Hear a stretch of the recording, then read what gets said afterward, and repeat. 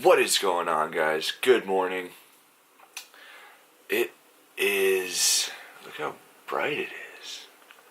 Wow, it's about 6 a.m. It seems to be an incredibly nice day out. It's a big day. Today after work, I have my first ever Toastmaster speech, so I'm very excited and very nervous about that. So we're back to the vlog today.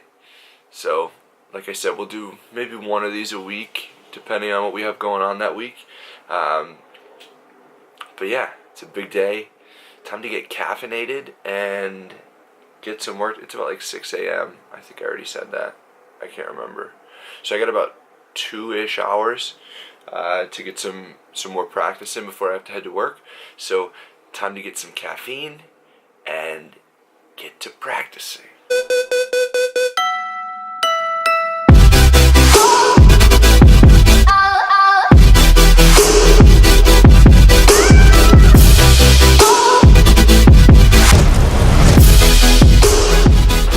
Alright, so got a lot of good practice in this morning.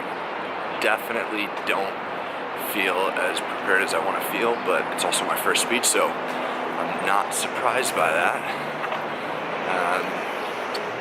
But yeah, I'll probably run through it a little bit during lunch. Give it a couple of good run-throughs throughout the day. Maybe a little bit after work too if I have time. But I'm pretty happy with it. We'll see how it goes. I'm super excited because I know that I need to take this first step of the journey, but I'm also extremely nervous because it's the first one. I don't have a ton of experience with it, but from what I've heard, I mean, my good friend's a professional public speaking coach. He's actually coming today to support, which I'm super grateful for. And one piece of advice he gave me is, even the most professional speakers are nervous for the first 30 seconds until you get into your flow state. So I'm just trying to get as prepared as possible and then dive into it. So right now I'm about to hop into the subway, head to work, but I'll tune in with you guys after work. Alright, we just got to the building. I'm in some random hallway in the Credit Suisse building, but about to head in. Super nervous, but let's go. Alright, that was a hell of an experience. Huge shout out to my buddy Michael for coming to show support and for operating the camera.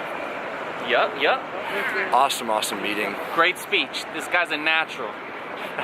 He's being nice, but I was petrified going up there, but it was a step that I knew I needed to take, so that's kind of why I was excited about it. But yeah, I'll throw the clip in there after this so you guys can let me know what you think. I'm saying too many ums, so on that note, I'm gonna sign out. Thank you guys so much for tuning in. Make sure to smash that like button. I'll see you guys tomorrow. Peace.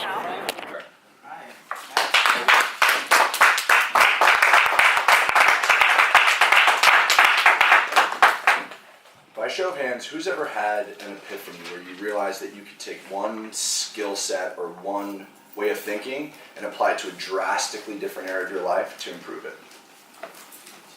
Great.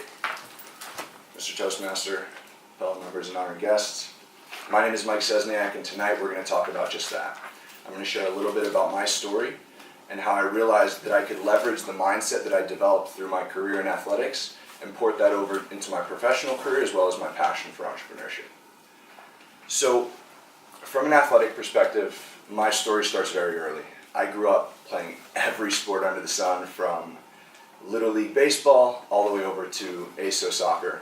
I was a 3-sport athlete in high school, and the pinnacle of my competitive athletic career was playing 4 years of varsity D3 soccer.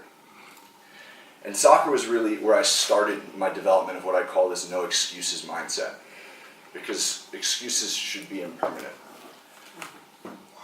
I was a goalkeeper in soccer, and with this position comes a certain level of responsibility.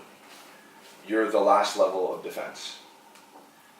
In such a low-scoring match as soccer typically is, your mistakes seem to matter a lot more.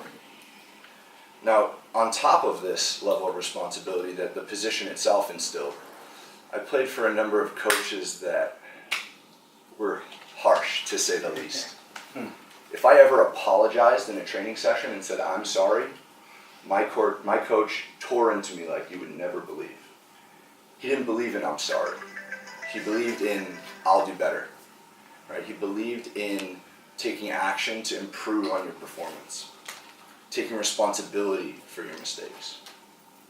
Now, I didn't realize it then, but this was the start of a big theme in my life. Now, after my soccer career had ended, we moved over into the gym. I was spending a ton of time working out, but I needed to maintain a lot of lean muscle because I needed a range of motion for soccer. With that over, what 21-year-old wants to spend all these hours in the gym and be tall and lanky? I didn't. So this was the first time I realized I could leverage that same mindset and port it over into a different area. I used this same mindset to hold myself accountable in the gym and achieve results unlike anything that I'd ever seen before, drastically different results. Now after school, we moved into a completely different area of life when we were starting our careers. And as a result of this mindset that started in athletics, I took pride in striving to be the hardest worker in the room. Because I firmly believe that effort's the only thing we control. We all get 24 hours, but what do we do with them is what sets us apart. Now this was an interesting point in my life because this was when I had to figure out how to set myself apart in a non-physical way. I had to figure out how to think.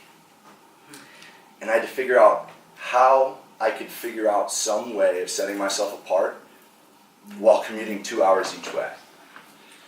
So at this point, I had accountability. In the past, I was accountable in the gym, whether it's certain exercises, certain reps. Now I had to hold myself accountable to put my nose in a book and study a ton of dry material after working all day for unpaid training. Not that easy, but it was this same mindset. And now we move into my current passion, which is entrepreneurship, and it's really the same thing. Kind of forcing myself to do what others won't. And this is something that I'm constantly trying to improve on, but I'm extremely proud to say that I work very hard at it.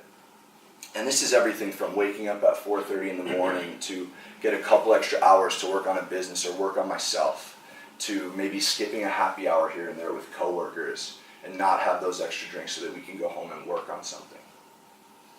And really developing this side hustle lifestyle to work on things that I'm passionate about in parallel to my full-time income, because this is New York. We have bills to pay. Rent is insanely high, and I can't afford to get rid of that income, but I still want to build things that can hopefully have a positive impact on the world. And without this sense of responsibility and this impermanence of excuses, I would be in a completely different state in life. You know, it's interesting how life works, how these little epiphanies that seem so insignificant at the time can completely transform your life. Things that didn't seem important, all of a sudden 6, 7, 8 years down the line have drastically improved my mindset, improved my outlook, and improved my work ethic. For that, I'm extremely grateful, and I'm extremely excited to continue growing. And I encourage everyone to keep your mind open to the opportunity that certain thought processes and certain skill sets can be used elsewhere where it might not make sense. And that could be all the difference. Thank you.